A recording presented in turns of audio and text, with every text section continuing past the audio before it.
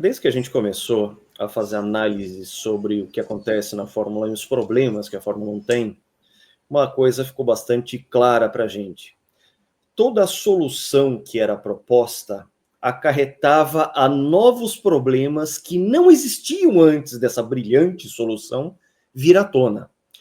E nesse caso, do que eu estou falando? Eu estou falando de uma coisa que antes era natural e depois ela foi recuperada de uma forma artificial.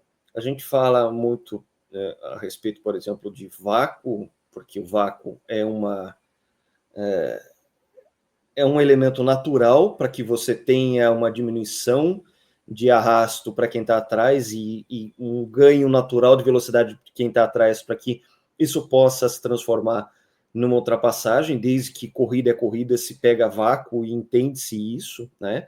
E aí criar o DRS como uma forma de compensar isso de uma maneira artificial que, para mim, continua sendo um atentado à isonomia do esporte, porque você dá armas que o cara que está sendo perseguido simplesmente não tem. Mas vamos lá, do que eu estou falando? Eu estou falando do elemento das faíscas. O que acontece? Desde praticamente 1983, quando a gente tem o final do carro asa e a volta dos carros com fundo plano, você tem carros que tinham que compensar aerodinamicamente essa perda, porque as laterais do carro asa faziam boa parte do trabalho da geração de downforce com muito pouco arrasto.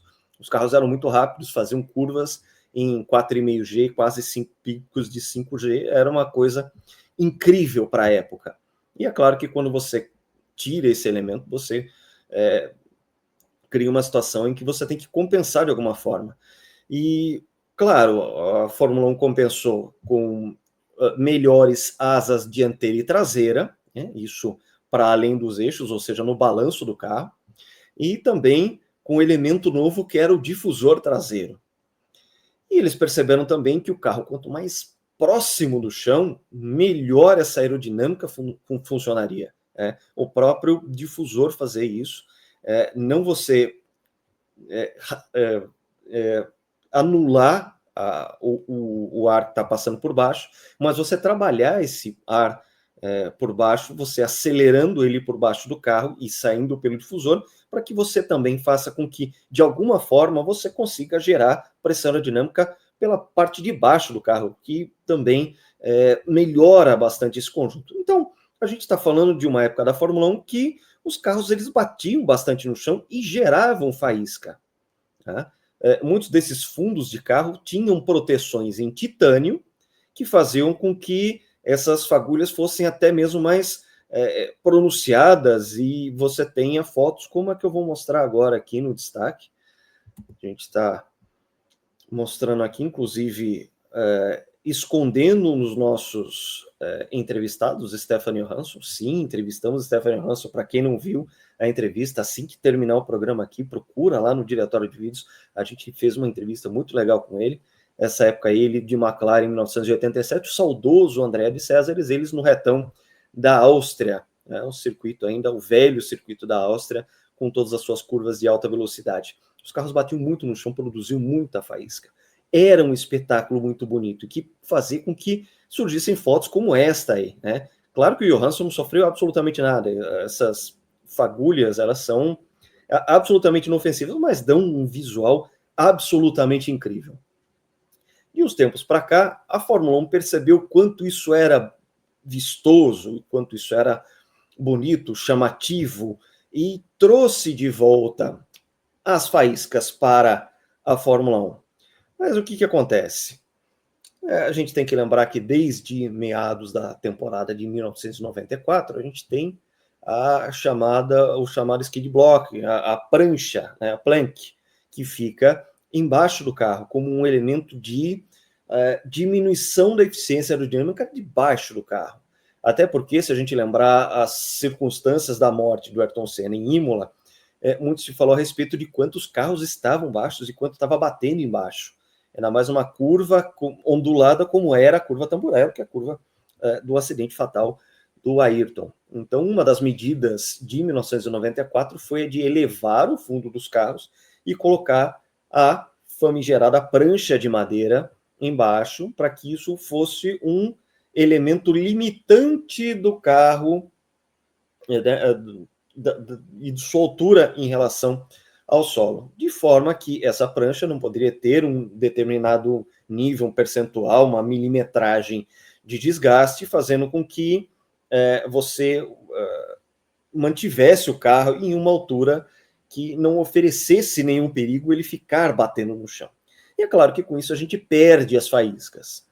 Pois bem, a Fórmula 1 resolveu trazer essas faíscas de maneira artificial. E o que foi feito então? Dentro das próprias placas de madeira, e eu vou colocar aqui a foto no destaque, você criou... Opa, layout errado. Agora sim, você criou pontos em que foram colocadas pequenas inserções de titânio, mesmo material usado lá atrás, quando as faíscas eram produzidas de maneira natural, para fazer com que toda vez que o carro tivesse o contato, houvesse o desgaste da madeira, mas ao mesmo tempo fosse produzida a fagulha, que era esse elemento tão chamativo presente ali naquela Fórmula 1 dos anos 80 e a primeira metade ali, o primeiro terço dos anos 90. Pois bem, o que acontece? A McLaren e outros times estão sendo investigados pelo provável uso deste material de titânio como uma forma de proteger a madeira. Ou seja, você faz um trabalho de dilatação térmica desse titânio. A lembrar que o titânio é um material muito difícil de ser trabalhado, de ser usinado, da metalurgia do titânio era muito complicada. O titânio é o que faz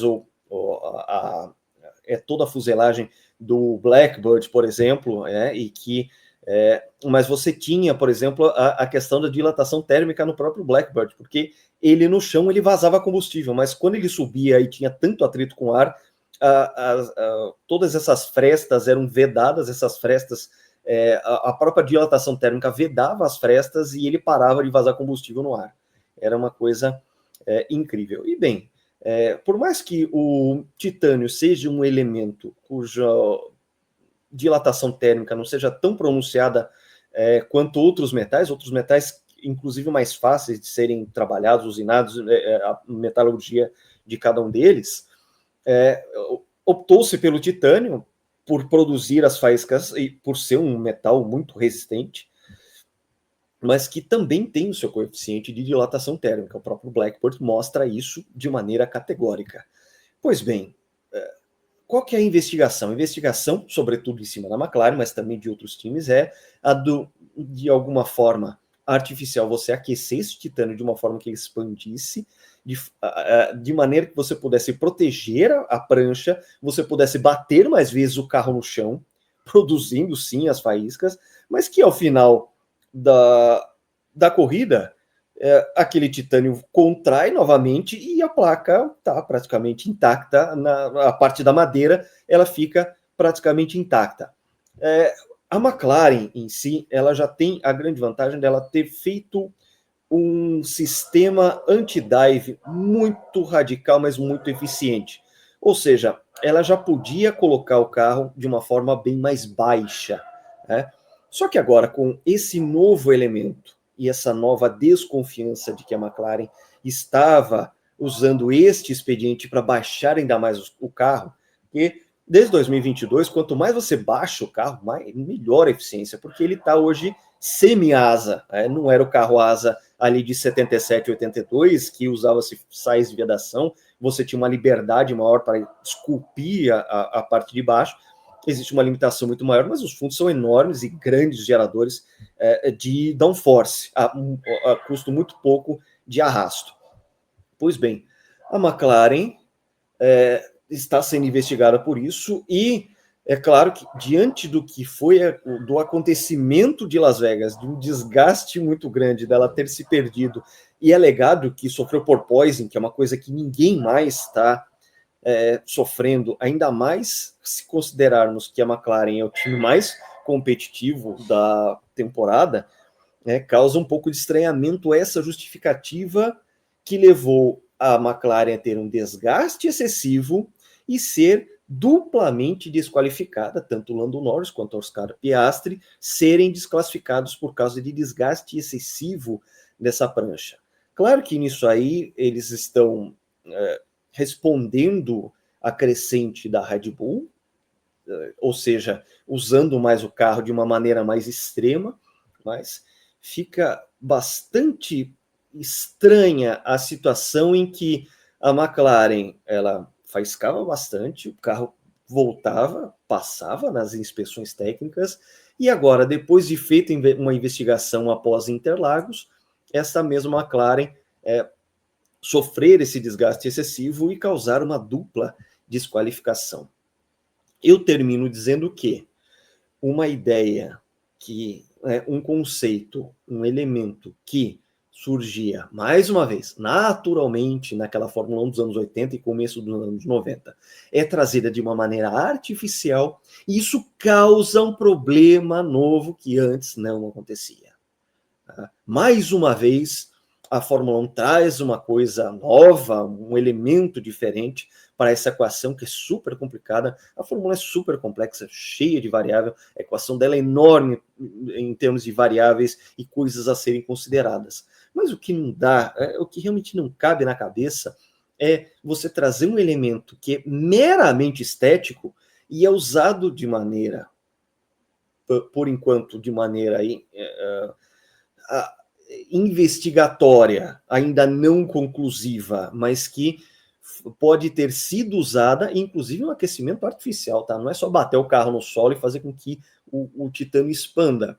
É você colocar alguma coisa ali que gere calor nesse titânio e expanda, que seja micrômetros para baixo. Ele já está protegendo a madeira, e fazendo com que ela não tenha o desgaste devido para aquela altura de solo do carro. Então, eu termino essa explicação dizendo que é mais uma vez a Fórmula 1 dando um tiro no próprio pé. Você traz um elemento que lá atrás era natural, de maneira artificial, e essa maneira acarreta em novos problemas, que é você ter esse uso indevido do titânio, desses pontos de titânio, de forma a proteger a placa, ou seja, indo totalmente contra o espírito do regulamento, que é usar a prancha justamente para medir o desgaste do carro em relação ao solo, para que a altura do solo seja sempre uma altura segura para a competição da Fórmula 1. Diante disso,